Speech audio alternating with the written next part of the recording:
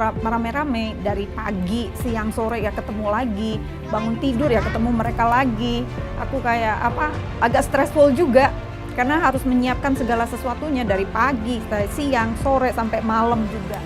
Aku belajar di rumah disebut PJJ, pembelajaran jarak jauh.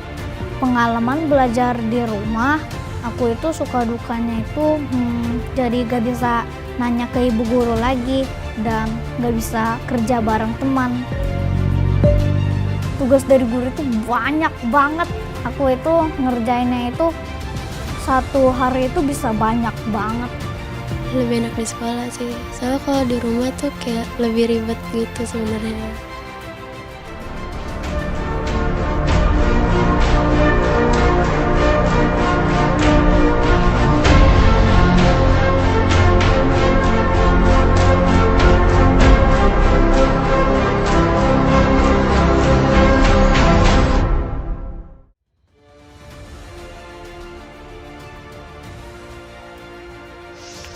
Halo teman-teman Ayo Konseling, bagaimana nih kabarnya? Semoga tetap diberi kesehatan ya. Kali ini kita akan membahas tentang bagaimana kita mengelola stres selama masa pandemi ini. Setelah kita mengetahui beberapa cuplikan video dan berita sebelumnya, ternyata belajar dari rumah dapat membuat tidak hanya siswa yang stres, tapi juga orang tua. Lantas, bagaimana cara kita untuk mengatasi stres?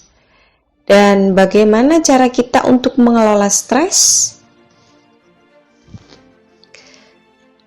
Ada quote atau kutipan dari Hans Selye yang menyatakan bahwa "It is not stress that kills us, it is our reaction to it." Hal ini menjelaskan bahwa bukan stres yang semerta-merta akan membunuh kita, tetapi bagaimana reaksi kita terhadap stres tersebut yang justru akan membunuh kita. Dari quote itu, kita bisa sama-sama belajar bahwasannya sangatlah penting untuk menghandle stres yang kita miliki. Nah, apa saja sih penyebab stres itu? Sebelumnya dijelaskan bahwa kebanyakan stres diakibatkan oleh rasa khawatir yang berlebihan tentang sesuatu yang akan terjadi, sesuatu yang belum tentu terjadi atau bahkan belum tentu akan kita lalui, tetapi kita memikirkannya terlalu dan terlalu. Yang pertama, stres disebabkan karena kekhawatiran tidak bisa menyelesaikan tugas dengan baik. Yang kedua, kekhawatiran kita tentang apakah kita bisa diterima oleh lingkungan baru atau oleh orang lain, atau bahkan apakah yang kita lakukan bisa mengecewakan orang lain. Hal ini juga dapat membuat kita stres apabila kita memikirkan hal ini terus-menerus. Nah, yang ketiga, sering terjadi adalah kekhawatiran memikirkan masa depan. Misalnya, nanti aku jadi apa ya? Nanti bisa tidak ya aku sukses menjalankan bisnis ini? Pemikiran-pemikiran ini akan terus mengganggu kita apabila kita rawat terus-menerus. Padahal 90% kekhawatiran itu tidak pernah terjadi. Itu hanya asumsi dari pemikiran kita saja. Setelah kita mengetahui penyebab stres itu apa, berikut adalah rumus atau tips yang bisa kita gunakan untuk mengelola stres. Sebelum itu, perlu diketahui bahwasannya cara terbaik untuk menangani rasa khawatir adalah dengan menghadapinya, bukan lari darinya. Jika berani menghadapinya, maka yang kita khawatirkan itu ternyata tidak terjadi. Oke, yang pertama, rumusnya adalah T. T adalah terima perasaan khawatir dengan tenang. Yang kedua, A. Amati pikiran kita. Buat daftar kekhawatiran.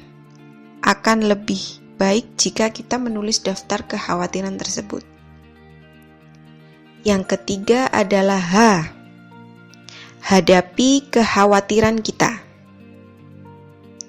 Hadapi setiap kekhawatiran tersebut dengan cara yang baik. Yang keempat adalah A. Amati lagi apa yang terjadi. Pasti kita akan takjub dan ternyata yang kamu khawatirkan tidak terjadi. Dan yang kelima adalah N. Nikmati perasaan lega dan tenang akibat telah berhasil menaklukkan rasa khawatir. Nah, setelah mengetahui beberapa cara yang akan kita lakukan, mari kita sama-sama mempraktekkan cara-cara tersebut untuk diri kita.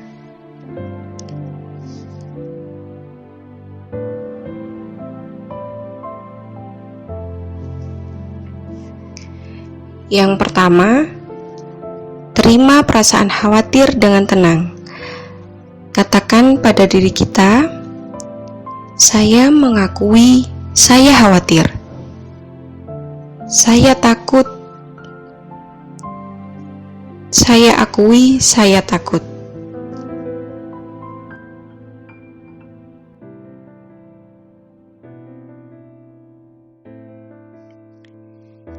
Yang kedua, amati pikiran kita.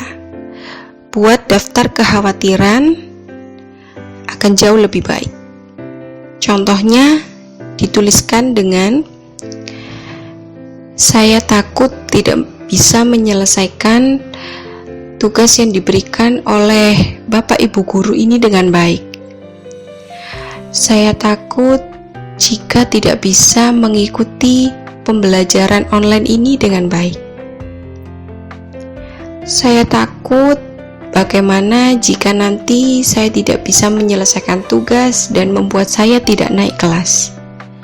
Tuliskan semua daftar kekhawatiran yang kamu miliki, yang kalian miliki, agar kalian merasa lega.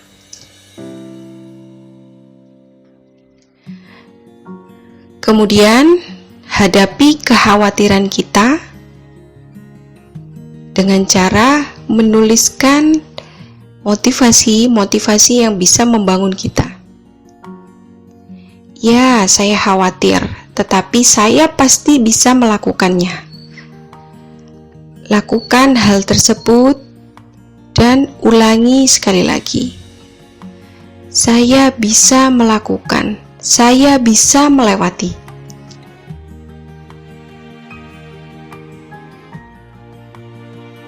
Ketika kalian sudah bisa menerima khawatir yang kalian miliki, kalian sudah menuliskan, dan kalian sudah menghadapi dan memotivasi diri, kalian akan mengamati bahwa kalian takjub pada diri kalian. Ternyata kekhawatiran itu hanya perasaan kalian saja. Bahwa kekhawatiran itu bisa dihadapi. Kemudian, nikmati perasaan lega dan tenang akibat telah berhasil melakukan dan menaklukkan rasa khawatir. Nikmati perasaan itu.